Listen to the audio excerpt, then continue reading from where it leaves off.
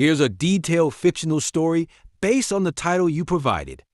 I'll never forget the night I caught my wife, Sarah, red-handed. It was the night everything changed, not just for her, but for me too. It started innocently enough, like any other Friday night. I had just finished a long week at work and was looking forward to relaxing at home. Sarah, however, had other plans. She said she was going to a girls' night out at her friend Lisa's house. "Don't wait up," she said with a wink as she grabbed her purse and headed out the door. I smiled and told her to have fun, not thinking twice about it. I trusted her. Or at least I thought I did. But something about that night felt off. Sarah had been distant, lately texting on her phone late at night, laughing at messages she wouldn't share, and being unusually secretive about her plans. I chalked it up to stress, hoping I was overthinking things. But the nagging feeling in my gut wouldn't go away. An hour later, I got a text from one of my friends, Mark. It was a photo. A group of people at a party, laughing and drinking. My wife was in the background standing way too close to a man I didn't recognize. Her hand rested on his arm, and she was smiling in a way I hadn't seen in months. Mark's message read, "Isn't this Sarah?" Thought she said she was out with friends. My heart sank. I tried to convince myself it was nothing. Maybe it was a misunderstanding, but my instincts told me otherwise. I grabbed my keys and decided to see for myself. I arrived at the address Mark had sent me. The party was in full swing, music blasting, people spilling out onto the lawn.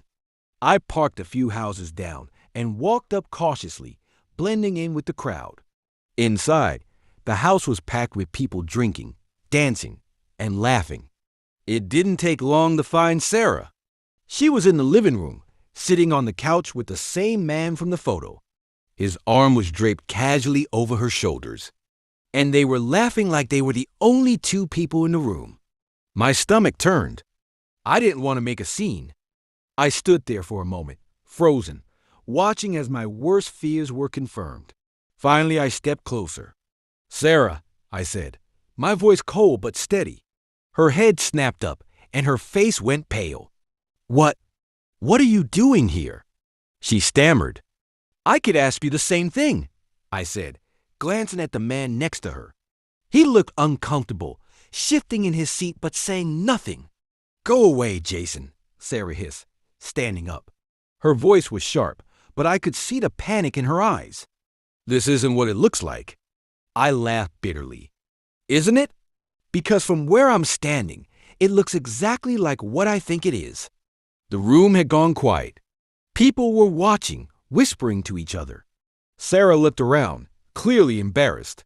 "We'll talk about this later," she said, trying to brush past me. "No," I said firmly, blocking her path. "We're going to talk about it now." She glared at me.